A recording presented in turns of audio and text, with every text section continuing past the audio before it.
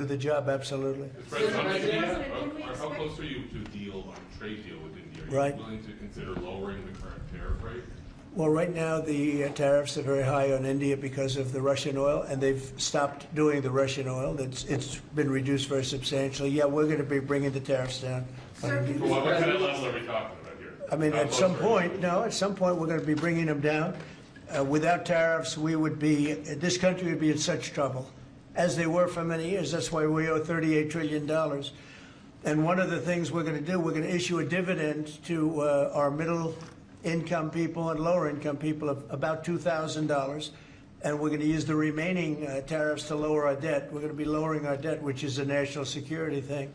So we're doing a lot of good work. And the numbers were reported so incorrectly. The real numbers are trillions of dollars have been taken in or gotten in terms of investment from the tariffs. And so if that were ever reversed, it would be a disaster. Frankly, it would be a national security problem for our country. And nobody thinks it's going to be reversed. I think we had a very good court case. As you know, it's before the Supreme Court right now. But if that were ever reversed, you know, people are saying, oh, it's $1 billion. Some people said, oh, it's $2 billion. Well, that obviously we can handle very easily.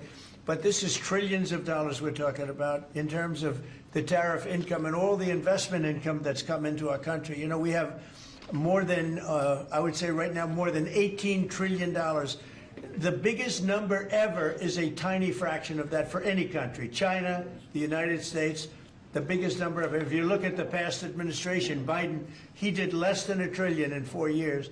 We're over $18 trillion. By the time my first year ends, we're going to have over $20 trillion of investment coming into the United States. It's unheard of. We have AI factories. We're leading China by a lot. We have cars and, you know, car plants coming in by more than we've ever had built before. All of that would go away if we lose the tariff case. So all of it would go away. So they're not giving the right numbers. It would be an economic disaster. It would be a national security disaster if we lost the case in the Supreme Court. Do you think Daniel?